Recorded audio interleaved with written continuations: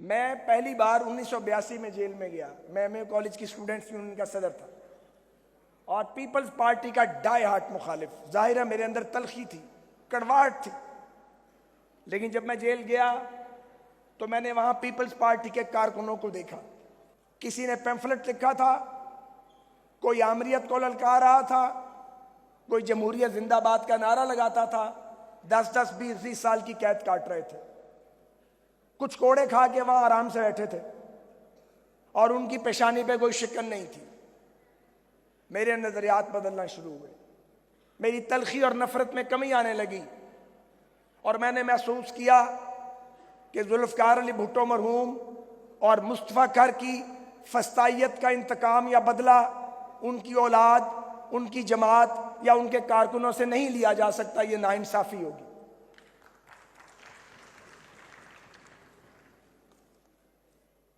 मेरे अजीजों,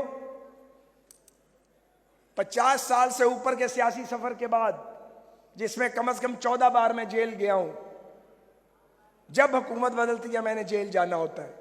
सलमान साहब भी कभी कभी जाते हैं। इस बार फिर बड़ी लंबी जेल उन्होंने काटी मेरे साथ, पहले भी काटते रहे। और मुख्तलिफ अदवार देखने के बाद और अपने हाथ से लड़ाई लड़ने के बाद, और जो लड़ाई लड़ी अपने तालिब इल्मी के दौर में, उस लड़ाई के बाद, उनसे दोस्ती के बाद, मैं ये समझता हूं कि लड़ाइयां, झगड़े और फसाद और ताकत का इस्तेमाल रियासत को आगे लेके नहीं जा सकता।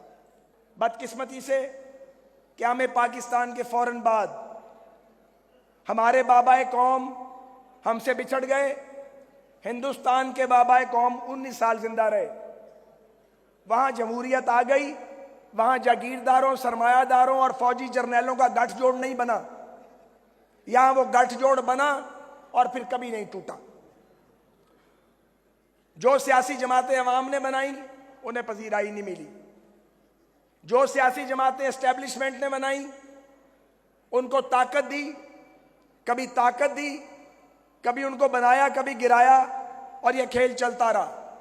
इस मुल्क में मादर मिल्लत से लेके आगे तक पाकिस्तान बनाने वालों को और उनकी औलादों को मुल्क दुश्मन, गद्दार और कौमी सलामती के दुश्मन करार दिया गया। और जिन लोगों ने यहां जमहूरियत की आबरू को लूटा, आइन को लूटा, आइन को पामाल किया, दरिया भेजे पाकिस्तान के, पाकिस्तान की सिक्योरिटी पे कॉम्प्रोमाइज किए, उन्हें यहां पे सल्यूट मारे गए और उन्हें कौम का हीरो बनाने की नाकाम कोशिश की गई। वो कोशिश कभी कामयाब नहीं हुई और जब कोई डिक्टेटर गया पीछे उसका कोई नाम लेवा नहीं बचा। मैं सोचता हूं कि क्या पाकिस्तान के सारे वजीर आजम गद्दार थे? क्या एक भी मुहब्बे वतन नहीं था? किसी को भी मफर नहीं है? और क्या सारे चीफ जस्टिस और आर्मी चीफ मुहब्बे वतन थे? उनसे पूछने वाला कोई नहीं है। कैसे चल सकता है 24 करोड़ का मुल्क?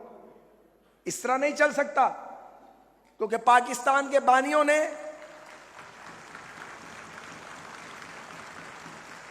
इसकी बुनियाद जमहूरियत पे रखी थी। पाकिस्तान गुरीला वॉरफेयर के जरिए हासिल नहीं किया गया, पाकिस्तान वोट की ताकत से हासिल किया गया। यही वजह है कि जमहूरियत हमारे खमीर में मौजूद है। हमसे जमहूरियत छीनी जाती है, हम फिर जमहूरियत पे वापस आ जाते हैं। हमारे जमहूरी लीडरों ने भी बड़े बड़े कारनामे सर अंजाम दिए हैं, ऐसे कारनामे के सर पीटने को दिल करता है। लेकिन यह कौम इसके बावजूद जमहूरियत से मायूस नहीं हुई है। दीदा दानिस्ता इसे मायूस करने की कोशिश की गई है। कभी जागीरदारों को लीडर बनाया गया, कभी सनतकारों और सरमायादारों को लीडरी दी गई, कभी सेलिब्रिटीज को लीडरी दी गई। पॉलिटिकल स्ट्रगल के जरिए आने वालों को दबाया गया। किसी भी जमात के लोग थे वो। आज नतीजा आपके सामने।